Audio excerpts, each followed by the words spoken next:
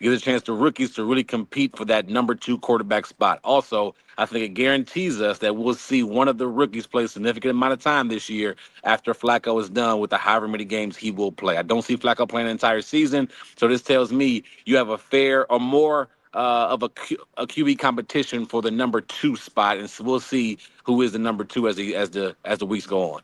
At last, the Cleveland Browns are finally turning their attention to the development of Shedeur Sanders. For weeks, he stood on the sideline, a promising rookie forced to watch, to wait, and to wonder if his moment would ever come. But now, the narrative has shifted. The Browns, a franchise long plagued by indecision at quarterback, are beginning to look directly at Sanders as more than just a backup plan. The timing couldn't be more dramatic.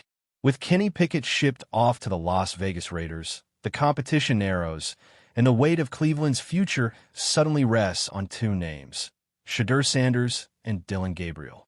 Both young, both hungry, both desperate to prove they can command this offense. These past few days inside Berea have been chaotic. Trades, headlines, internal debates. But out of the storm comes clarity. This is no longer about depth charts or preseason experiments. This is about the Browns choosing a direction, and in Sanders, they may finally see the spark of something lasting. The door is open. The question now is, who will step through it? And the funny thing, the good thing for Stewart, as well as Dillon Gabriel as well, is when you take the scout team reps, hey, you're going against the number 1 defense. For Shedeur Sanders, this moment must feel like a long-awaited exhale.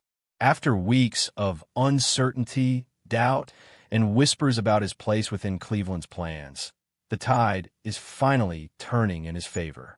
Analysts are calling it a golden opportunity, the kind of chance that every young quarterback craves. And for Sanders, it comes not in the form of a meaningless headline, but in real, tangible reps, consistent scout team snaps.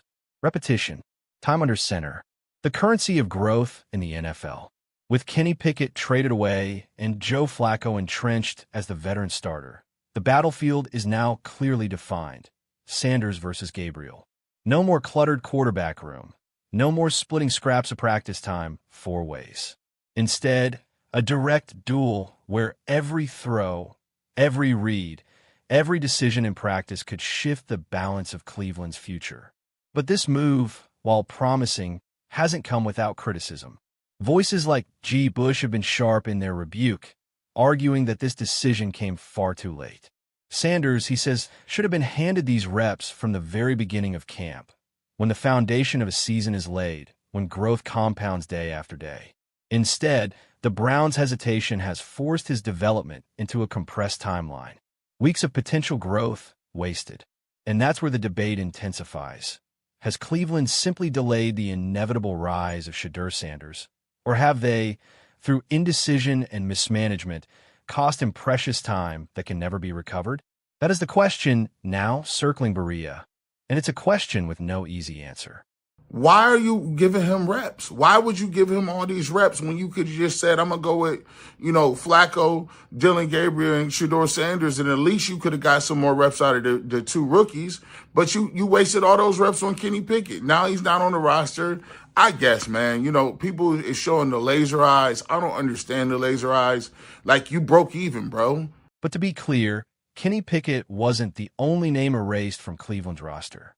One by one, other players were removed as well, a series of moves that carried a message no one could mistake.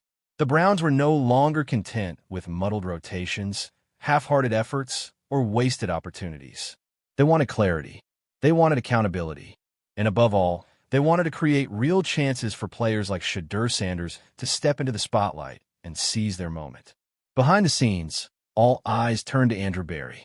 The Browns' general manager had been keeping watch, weighing every decision, every outcome, every sign of progress or regression. And when head coach Kevin Stefanski made the baffling choice to field an offensive line so porous that Sanders was sacked repeatedly, Berry's patience snapped. That performance didn't just spark outrage among fans. It ignited a storm of criticism from analysts, insiders, and media voices across the NFL landscape. Berry's response was swift, decisive, and ruthless. Contracts were terminated. Entire units were reshaped. The defensive line was gutted, players released. Even quarterback Tyler Huntley, who had briefly stepped in when Sanders was sidelined, was cut loose. These weren't just transactions. They were statements, thunderous declarations that mediocrity would no longer be tolerated, and that no one, coach, veteran, or substitute, would be allowed to jeopardize the franchise's future. And at the center of that future, Barry seemed to make one thing clear: Shedeur Sanders. His commitment to the young quarterback isn't a matter of whispers or speculation. It's visible, it's documented, it's real. After Sanders' first preseason performance, when he delivered a poised and confident showing despite the chaos around him, Barry made a point to seek him out directly. He shook his hand. He told him he was proud. In a league where words from the front office often come laced with caution, that moment spoke volumes. It wasn't just encouragement. It was belief. For many, that exchange confirmed what they had long suspected.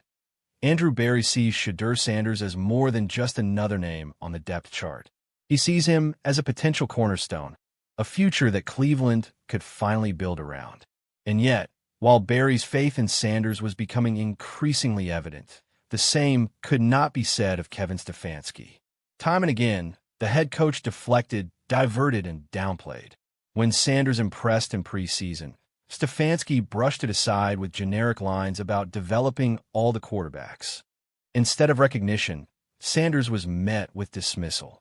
Instead of praise, he was folded back into the crowd. To many inside and outside the locker room, it was a glaring sign Stefanski wasn't ready to invest in Sanders. He wasn't willing to hand him the keys. And so, the Browns found themselves split, a general manager reshaping the roster to give Shedeur every chance to succeed, and a head coach whose hesitation threatened to hold him back. A franchise moving in two directions at once, caught between belief and doubt, between progress and paralysis.